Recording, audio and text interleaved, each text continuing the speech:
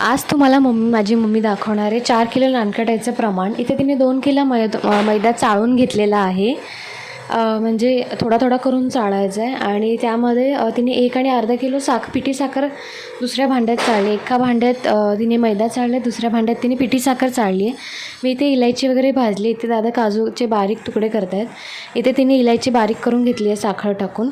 आणि 1 आणि अर्धा किलो तूप आहे ते ती मिक्सरला फिरवते. बंद चालू करून फिरवायचं आहे तूप आपल्याला आणि ते असं फेटून टाकायचं आहे. पिठी साखरेत टाकायचं आहे, मैद्यात नाही टाकायचं आहे. मग तिने थोडं थोडं तूप घेऊन ते पिठी साखरेमध्ये ओतलं.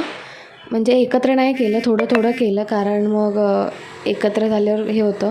मग थोडा मैद्यामध्ये बारीक रवा त्याने दादांनी चाळून टाकला आणि ही ते पिठी साखर आणि तूप फेटून घेतलं तिने.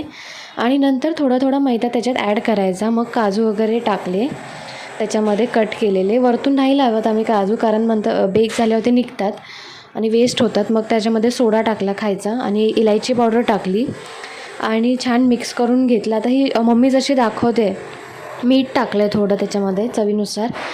मम्मी जशी दाखवते की दोन्ही हाताने ते मळणं, हे अशा प्रकारे मळायचं आणि जोपर्यंत ह्याचा एक प्रॉपर गोळा येत नाही आपल्याला मळून म्हणजे ह्याचं पीठ असंच दिसतं मळल्यानंतर, पण त्याचा एक गोळा आला पाहिजे प्रॉपर.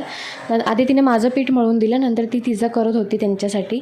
नंतर आम्ही गेलो बेकरीवर पत्रे लावायला. आम्ही मोस्टली 15 पत्रे लावले असे गोळे करून. खूप पातळ गोळे नाही करायचे, मग ते खालून थोडे हे होतात, थोडे असे पेड्यासारखे ठेवायचे गोळे, मग ते छान बेक होऊन निघतात. आणि मला असं वाटतं पूर्ण दिवस गेला आमचा ह्याच्यात, कारण बेकला दिलं ते संध्याकाळी आलेले आम्हाला, म्हणजे 6-7च्या दरम्यान आले हे पूर्ण बेक होऊन. आणि आम्ही गेलेलो. मग टाटा, आपली नानकटाई रेडी आहेत.